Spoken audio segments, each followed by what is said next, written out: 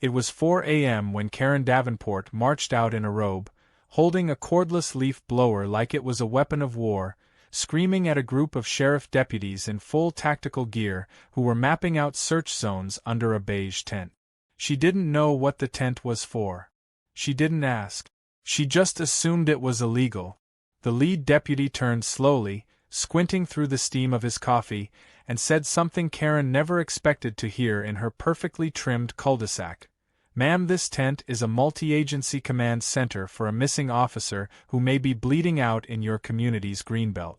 Karen's response, "Well, that doesn't exempt you from HOA policy," sent jaws dropping and walkie-talkies buzzing.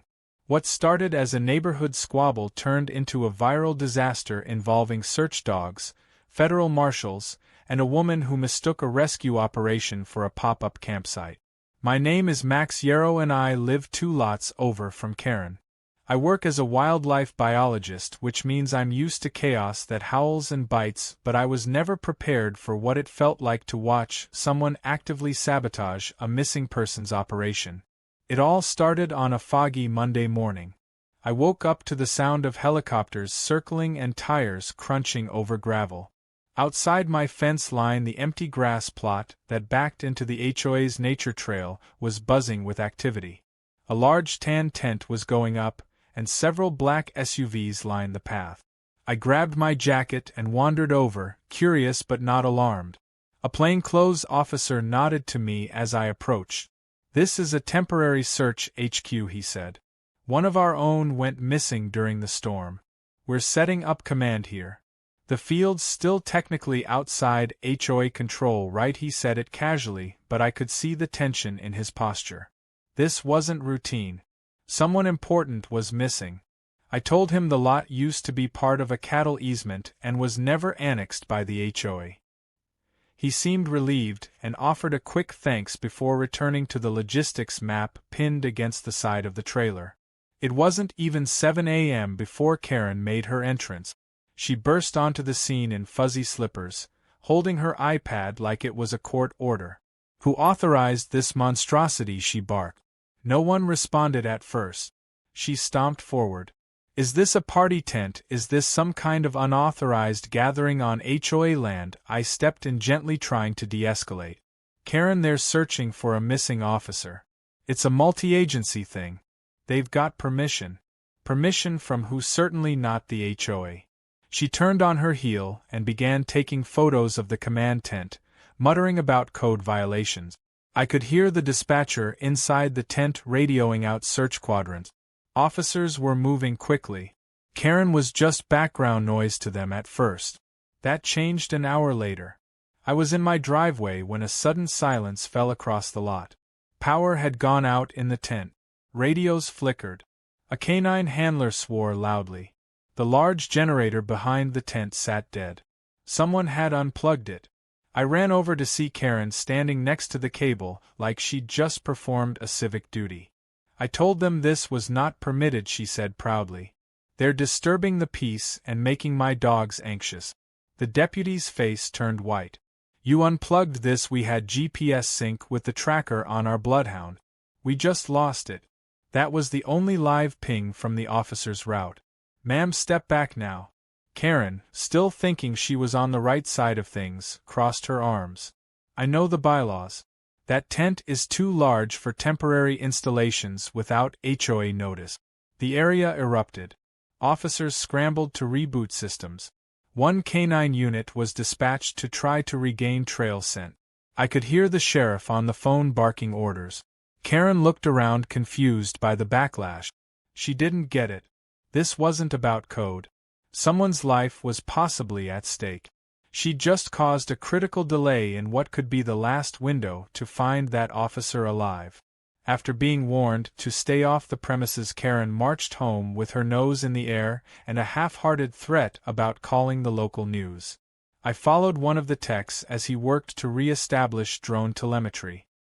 He muttered under his breath about suburban nightmares and how every operation like this gets sabotaged by some entitled civilian who thinks they're smarter than search and rescue. That night I couldn't sleep. I kept thinking about the moment the GPS cut out. The panic. The time lost. I set up my wildlife cameras along the edge of the lot. Not for deer this time, but for humans. I had a feeling Karen wasn't done. And I was right. At 3 a.m. the next morning my camera caught movement. A flashlight beam flickering through the trees. A shadowy figure crept toward the perimeter. She carried garden shears. I recognized the robe. Karen had returned, and this time she was cutting through the caution tape strung between the trees. She walked right up to the newly staked tents and began tugging at cords again. I alerted the officers first thing in the morning. The footage was enough to bar her from the site and classify her actions as obstruction. Still, she persisted. That afternoon she called in a landscaping crew claiming they were there to clean up her property line. What she didn't say was that she sent them to remove the tents. When the marshal on site confronted the crew leader, the man looked genuinely stunned. We were told this was a home staging job. The entire crew was detained. Karen once again denied everything. But the footage showed her waving them in from her porch. By the end of the second day, the search effort had expanded. More tents, more gear. The scent dogs were back on track. A breakthrough was near. And Karen, oblivious to the tidal wave of consequences headed her way, was still drafting angry emails about visual uniformity and landscaping aesthetic. What she didn't know was that the missing officer was found the next morning, barely alive, huddled in a dry culvert just past the HOA trailhead, injured but alive. And that tan tent she tried so hard to remove was the only reason he survived the night. Karen should have backed off the moment the sheriff deputy warned her about interference, but people like Karen don't back off. They escalate. And that's exactly what she did. By the next morning, our peaceful neighborhood was tangled in HOA drama, emergency operations, and a woman who believed that neighborhood appearances mattered more than a man's life. While most of us residents were either offering to bring coffee to the search crew or staying out of the way, Karen decided it was time to launch what she called an official complaint campaign. That meant emergency HOA meetings, printed flyers tucked into mailboxes, and angry voicemails left on every board member's phone. She labeled the tent a disruption to the community and claimed it was attracting undesirables, even though it was filled with trained officers in uniforms. She had a small but loud following of HOA loyalists. A couple of retirees on her side began murmuring about bylaws and how the field shouldn't be used for anything unless it was cleared through the board first. I tried to remind them that the field wasn't even under HOA jurisdiction and never had been. But that's the thing about HOA politics. It isn't about facts. It's about who yells the loudest and who shows up with the thickest binder. Karen had both. She stood at the center of the cul-de-sac that evening holding a clipboard, waving at cars to stop as they pulled in. She was doing her version of a civil audit, which really just meant demanding neighbors sign a petition to have the tent removed. Only 4 people signed. One thought it was a movie set. The rest drove around her like she was roadkill. Meanwhile, the search expanded. The command tent grew, adding a mobile antenna, another drone hub, and a medic trailer. Teams were rotating in and out in shift. You could feel the urgency. Nobody was treating this like a drill. When the temperature dropped that night and the winds picked up, one of the officers quietly told me they were worried the missing officer might not survive another night if he wasn't found soon. The mood grew heavy. Everyone felt it except Karen. The next day she made her move. At exactly 10:30 in the morning, 2 white pickup trucks rolled into the neighborhood. They were unmarked but loaded with ladders, toolboxes, and neon safety vests. The crews got out and began pulling open side compartments, casually approaching the field like they were supposed to be there. But they weren't. I watched from my front porch as the men started toward the edge of the tent zone. A uniformed officer intercepted them immediately. There was a short exchange, some pointing toward Karen's house, and then radio chatter began. Within minutes, a federal marshal emerged from the tent, calmly walking toward the commotion. One of the contractors tried to explain they'd been hired to remove unauthorized structures from private property. When the marshal asked who authorized the job, The contractor motioned toward Karen's house and muttered something about Mrs. Davenport. The marshal didn't look surprised. He just nodded once, and the entire crew was asked to step back and present ID. When they resisted, a second marshal appeared, this one with a body cam already blinking red. The entire event was recorded. Karen stood on her porch, arms crossed, glaring like she was the one being wronged. She had no idea what kind of fire she had just walked into. She had paid unlicensed workers to dismantle a federal rescue tent without clearance. That's not just trespassing. It's interfering with an active emergency operation. And the worst part was, she genuinely believed she was right. Later that afternoon, the HOA board held a closed-door meeting to discuss the tense situation and Karen's conduct. I was invited only because I owned the land in question. The meeting was tense. Karen opened with a speech about order, how property values were tanking because of all the emergency vehicles, and how kids were scared by the sirens. One of the board members, Ellen, interrupted her to ask if she had actually ordered a removal crew. Karen didn't even deny it. She said of course she had. Someone had to act. Ellen looked stunned. So did the others. One by one, the board began to unravel. Turns out Karen never actually had the power to authorize fines or hire crews. She had no standing to file nuisance complaints on land not under HOA control. She had simply acted out of impulse and ego. By the end of the meeting, the board had voted to suspend her pending legal investigation. That didn't stop her from storming out and muttering that patriots always face resistance. The following morning, the tent expanded again. A second drone trailer was added, and officers began launching thermal sensors into the sky. The mood was different now. Focused. They had a new trail, one that led directly through the HOA's back trail system.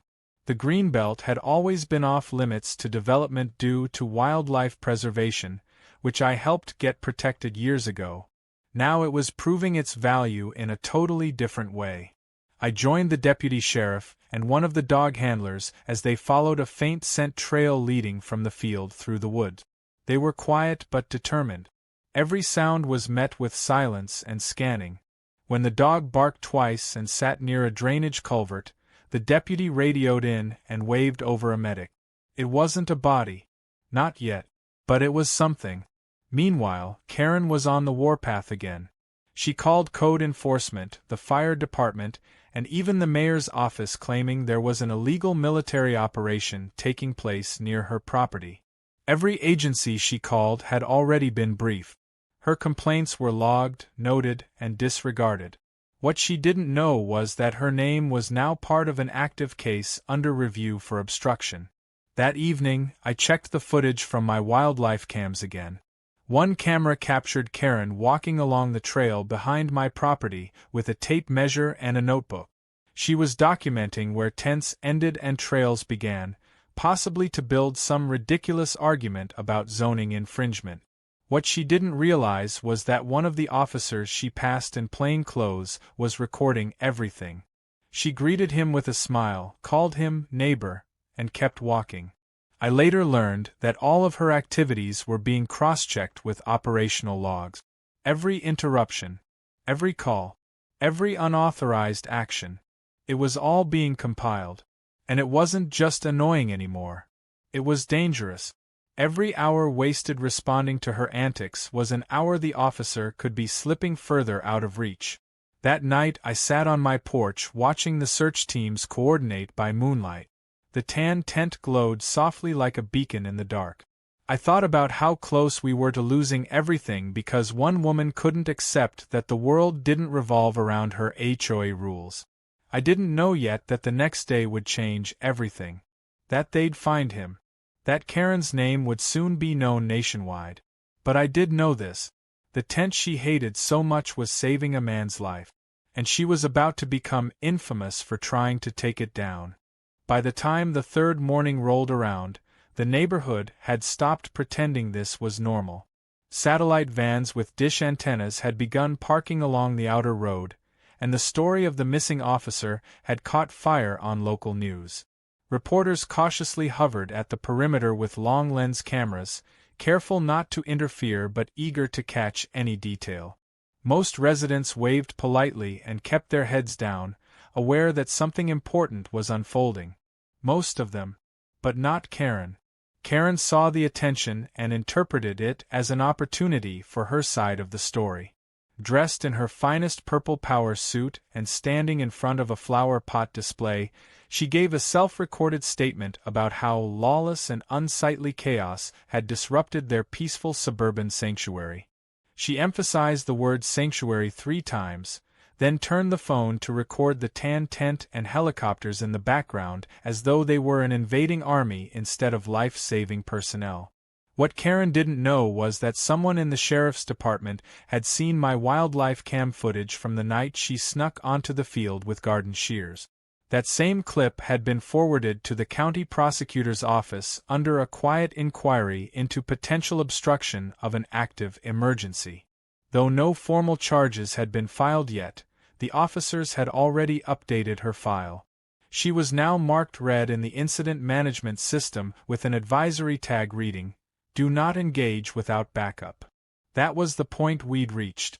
I had stayed relatively quiet in all this, partly because I didn't want to feed the drama and partly because I didn't want to be seen as a participant in the war she was waging. But that neutrality didn't last. That morning, while sipping coffee on my porch, I saw Karen walking down the sidewalk flanked by 2 men in gray uniforms. They weren't HOA maintenance workers. They wore utility belts and carried clipboards, and one had a measuring wheel rolling across the pavement. Karen was pointing aggressively toward the tent zone, gesturing with exaggerated movements like she was reenacting a crime scene. I crossed the street and politely asked what was going on. One of the men introduced himself as a contracted inspector from a private code enforcement agency hired to independently assess the legality of unauthorized structures. Karen had hired her own enforcement group to try to override the sheriff's operation. I asked if they had jurisdiction, and the man shrugged and said they were just gathering measurements for a report. I watched as they scribbled notes, completely ignoring the federal signage clearly posted at the perimeter. Within 15 minutes, an officer approached them and asked to see identification. The 2 men nervously presented their temporary contractor passes. They were asked to leave, and as they packed up, Karen threw her arms in the air like she was being evicted from her own property. Later that afternoon, word came through the camp that a major breakthrough had occurred. One of the thermal drones had picked up an intermittent heat signature near the back of the HOA's trail system, an area previously overlooked due to dense tree cover. The drone operator quickly cross-referenced the timestamp with the GPS route the officer had last taken. It was a match. The missing officer might still be alive. Suddenly everything went into overdrive. Deputies launched a new foot search with dogs and aerial support. Medics were placed on standby. The entire tent buzzed with radio calls and redirected paths. The mood shifted from anxious waiting to active pursuit. Every second mattered. Even I felt the rush as a new convoy moved out toward the woods. I stayed back, knowing I wasn't trained for that level of fieldwork, but I stood near the perimeter watching the effort unfold. Karen didn't see it that way. She had called her daughter to bring over a box of HOA newsletters that she printed on pastel blue paper. While officers were conducting their most critical push yet to locate their missing colleague, Karen was hand-delivering notices about the illegal use of undeveloped community land. Her flyer included a QR code linking to a blog she started titled Reclaim Our Road. In it, she described herself as a concerned community advocate battling an occupation of her homeland. She used words like siege and resistance. You'd think she was writing historical fiction, not interfering with a rescue mission. By the time the sun started dipping behind the tree line, the search party's voice came over the tent's loudspeaker system. They had found a clue, a torn piece of uniform and boot tracks leading toward a drainage culvert. The mood turned electric. Medics sprinted toward the vehicles. A call went out for extraction support. Karen was still on the sidewalk arguing with a reporter about why she wasn't being interviewed. She didn't notice that the officers had found something real, something urgent. I watched as a stretcher was carried down the path. The missing officer was alive but weak, dehydrated, and injured.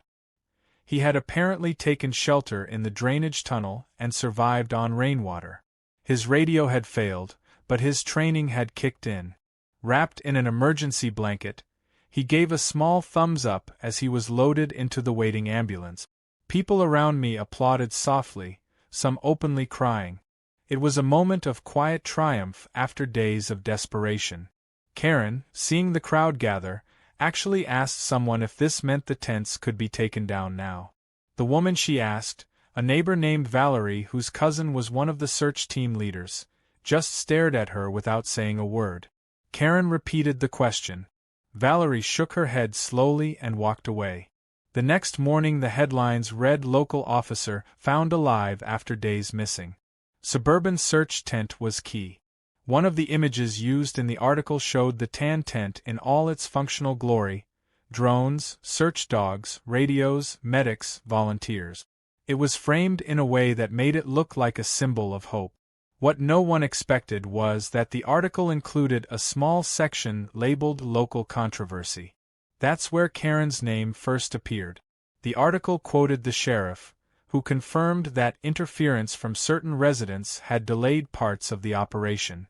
While no names were officially listed, readers online were quick to find Karen's blog, where she had detailed her entire campaign against the tent. Screenshots began circulating on social media. One user dubbed her the Tent Terminator. Another posted a meme of her holding bolt cutters with the caption, "HOA gone rogue." By mid-afternoon, the story had spread far beyond our town. National outlets were picking it up. Commentators debated whether HOAs had too much power. Former officers called in during radio shows to express disbelief. The situation was now viral, and Karen was the face of it whether she wanted to be or not. I sat on my porch again that night, staring at the glow of the tent one last time. The officer had been airlifted to a recovery center. The command post would be packed up soon. But what wouldn't leave anytime soon was the reputation Karen had built for herself. The woman who tried to remove the very thing that saved a life. And she still didn't get it. That part stuck with me more than anything. The morning after the officer was rescued should have been a moment of peace for the neighborhood. The sun rose over the rooftops with a kind of clarity that had been missing for days. There was no more chopper noise, no more distant barking from search dogs, and no more urgent footsteps pounding the walking trails. The tan tent still stood in the field, but the energy inside it had changed. No more maps were being redrawn. No more thermal scans buzzing from laptop. Instead, there were coffee cups and quiet laughter, tired relief on the faces of people who had given everything to find one of their own. You could feel the weight of exhaustion and success pressing into the ground like footprints after a storm. For the first time in days there was calm. Karen, of course, took it as a victory. She stepped outside in a fresh outfit, a wide-brimmed hat shading her face from the mid-morning sun, and declared to no one in particular that now the tent must come down. She told passing joggers that she'd been right all along, that she knew they would leave eventually, and that her efforts had pressured them into wrapping up. She completely ignored the fact that the operation hadn't ended because of her, but despite her. She didn't care that the officer had almost died. All that mattered to her was that she had outlasted what she considered an invasion. Her voice had the same sugary sharpness as someone giving a press conference after winning a petty court case. But she hadn't won anything. In fact, what she didn't know was that she was already under review. The sheriff's department, after consulting with the county district attorney, had formally opened an investigation into her interference. The wildlife cam footage I provided had been quietly turned over to a federal liaison, and so had her flyers, blog posts, and phone calls.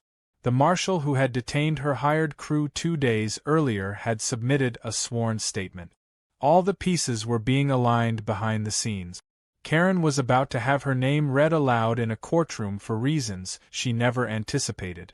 While she strutted around planning what flowers to replant near her mailbox now that the eyesore would soon be gone, an unmarked SUV pulled into the neighborhood and parked at the far corner of the lot. Two plainclothes officers stepped out. They weren't wearing tactical vests or carrying weapons on display, but their posture alone made it clear this was official business. They walked straight to the tent and asked for Max Yarrow. I was surprised to hear my name over the radio, and when I stepped out to greet them, I half wondered if I'd accidentally stepped on some unknown boundary. But the first thing they did was shake my hand. They explained that the officer who had been rescued had asked to meet me. I thought it was a mistake. I barely did anything. I wasn't part of the search team. I hadn't even gone into the woods. But they insisted. They said he'd been shown the footage from my wildlife cams and had specifically asked to speak with the guy who caught Karen on tape trying to sabotage the operation. He was in recovery at a secure location, but a video call could be arranged from the mobile unit. 10 minutes later, I found myself sitting in front of a small screen inside the command trailer. The face that appeared was gaunt, bruised, and pale, but alert. The officer introduced himself as Sergeant Blake Rowan. He had spent 4 days trapped in a drainage culvert after slipping down a hidden slope during the storm. His radio was waterlogged. His backup battery had failed. He survived by staying absolutely still and conserving energy, hoping someone would find the clue he left behind, a torn piece of his uniform pinned against a tree root with a stick. He told me he'd heard the drone above him on day 2 and again on day 3, and that both times he tried to crawl out far enough to be seen. But the drone's signal had dropped. That was the moment Karen unplugged the generator. He'd read about it in the debrief. He paused, then said calmly that she may have cost him a full day of waiting in the cold. A full day without water. He didn't say it with anger, just with the tired weight of someone who understood how thin the thread of life had been. Before the call ended, he thanked me again and said he had submitted a request for recognition for the footage I had provided. I didn't know what to say. I just nodded and left the trailer feeling like I'd just walked out of something heavier than I could put into words. When I returned home, I saw Karen pacing in her yard, on the phone again, waving one hand dramatically as if swatting away invisible flies. She still didn't know about the investigation. That changed 3 hours later. A county vehicle pulled up to her driveway with 2 officers in plain uniforms. They didn't come with sirens or fanfare. They came with paperwork. The moment she opened the door and saw the badge, her voice dropped. Neighbors watched from behind curtains as she was served with a court summons. No arrest. No handcuff. Just a quiet moment that marked the turning point. Karen tried to maintain her composure, nodding and taking the papers like they were mail she forgot she ordered. But as the vehicle pulled away, she stood on her porch frozen. Her phone dangled in one hand. Her expression was blank. The summons was for an emergency hearing regarding obstruction, trespassing on restricted law enforcement zones, and hiring unlicensed contractors to interfere with an active search. The court date was set for the end of the week. Word traveled fast. By evening, half the neighborhood knew. Screenshots of the court document had already leaked online. Karen's blog was flooded with comments. Some were mocking, some were furious. One simply said, "You almost got a man killed for your lawn." Karen's husband, who had been silent throughout most of the ordeal, was seen moving boxes from the garage to his truck. No one knew if he was leaving for good or just escaping the media storm that had begun to circle their house.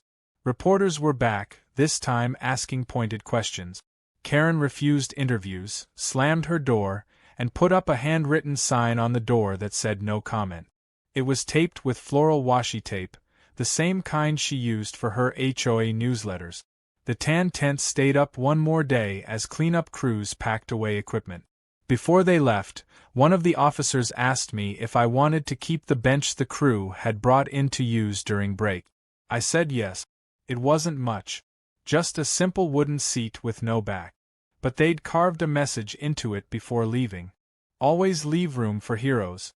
I installed it near the trailhead where Sergeant Rowan had been found, under a tree that caught just the right amount of morning light. Karen didn't look at it once. Not when it was delivered. Not when it was placed. Not even when the neighbors gathered to see it and quietly reflect on everything that had happened. She stayed inside her house, blinds drawn, phone lines quiet. For the first time in weeks, she was completely, undeniably silent. The courtroom was small, nothing like the grand marble halls Karen probably imagined she'd one day walk into as a hero. No camera crews were allowed inside, though a crowd of curious residents stood outside the building, murmuring, exchanging updates, and keeping their phones ready just in case something viral-worthy happened.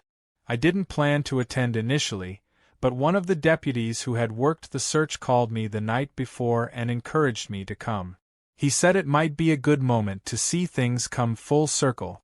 So I put on a clean shirt, grabbed my notebook out of habit, and made the drive downtown. Karen arrived flanked by her lawyer, wearing a somber gray dress and far more makeup than the situation called for. Her usual high and mighty posture was subdued. She avoided eye contact with anyone. Her husband wasn't with her. No family, no friends, no board members. She stood at the front of the courtroom alone with her attorney, and glanced occasionally at the judge like she was still expecting someone to bail her out at the last second. But no one came. The county had filed 3 charges against her: obstruction of a public emergency operation, trespass onto a restricted zone during an active search, and unlawful engagement of a private crew to tamper with government property. They didn't carry jail time on their own, but they opened her up to significant fines, civil liabilities, and a reputation that would take a miracle to scrub clean. The prosecutor laid out the timeline clearly, methodically, with timestamps, wildlife cam footage, witness statements, and call logs. My footage was played silently on the court screen. Karen sneaking past the perimeter tape with garden shears, the contractors arriving on her command, the power cable being pulled. There was no drama. Just evidence. Cold, irrefutable, damning. Her lawyer tried to frame it as a misunderstanding. He said she acted in good faith as a concerned citizen, unaware of the full scope of the operation. But that argument unraveled quickly when the prosecutor read directly from her blog, quoting phrases like siege tactics and HOA defense. Her own words painted a picture the defense couldn't erase. The judge didn't speak much. He let the evidence speak for itself.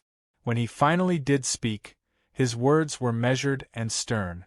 He said her actions had potentially endangered the life of a public servant, wasted resources, and eroded public trust.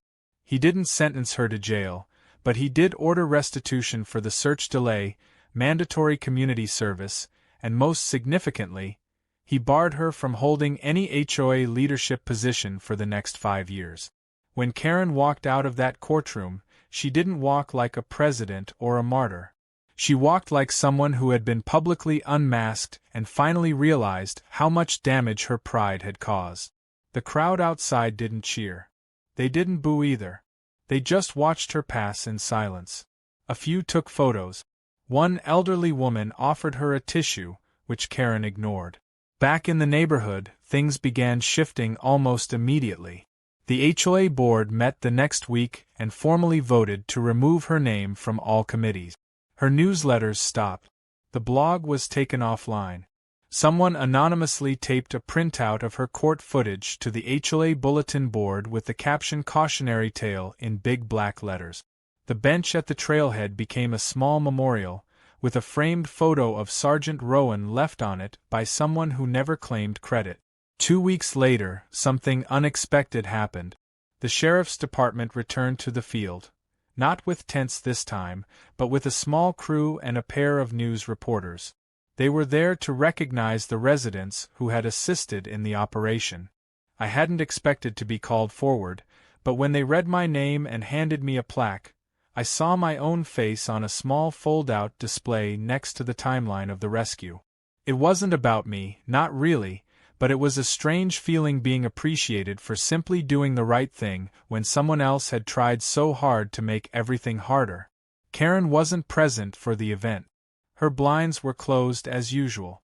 But later that day, she came outside briefly to remove her name from her mailbox. A new couple had just moved into the house across the street and waved at her. She didn't wave back. Instead, she stared at the bench in the distance for a moment, then quietly walked inside. Life moved on. The HOA slowly changed its tone. Rules were revised. A new policy was added about deferring to public authority during emergency events. The board voted to install a permanent plaque on the trail commemorating the search effort and honoring those involved. The field, once the center of controversy, was now unofficially known as Rowan's Field. Kids played tag on the grass again. A few teenagers painted a mural of a search dog on the community wall. No one asked permission. No one complained. I still sat on my porch some evenings, watching the sun fall over the ridge. One evening I saw a group of local students conducting a guided hike along the trail, pointing out the spot where the officer was found. Another evening, I heard a podcast host talk about the event as an example of what happens when authority and entitlement clash in the wrong way. Karen's name had become shorthand online for overreach. HOA Karen trended briefly on social media again after someone made a parody musical number reenacting the generator incident with puppets. Despite all of it, I didn't feel any satisfaction watching her fall. I felt relief that the officer had lived, that the operation had succeeded, that the system had, in its own way, held the right person accountable. Karen wasn't evil. She was obsessed. Obsessed with control. With rules. With the illusion that order could replace judgment. And in the end, her inability to pause and ask what really mattered cost her everything she thought she controlled. Months later, I received a letter. It was handwritten, no return address, but I recognized the careful handwriting. It was from Karen. Just a few lines. No excuses. No legal jargon. She said she was sorry for not listening. For not asking. For making it harder than it needed to be. She said she'd seen the bench and understood now why it mattered. She didn't ask for anything. She just signed it K. Davenport. I never showed it to anyone. I folded it neatly and placed it inside the wildlife cam box, along with a spare battery, just in case. Because sometimes the things you don't expect to catch end up meaning the most. Because sometimes the hardest lesson someone learns is the one they teach themselves, after everyone else has gone quiet. And in that silence, maybe, just maybe, they finally hear the truth.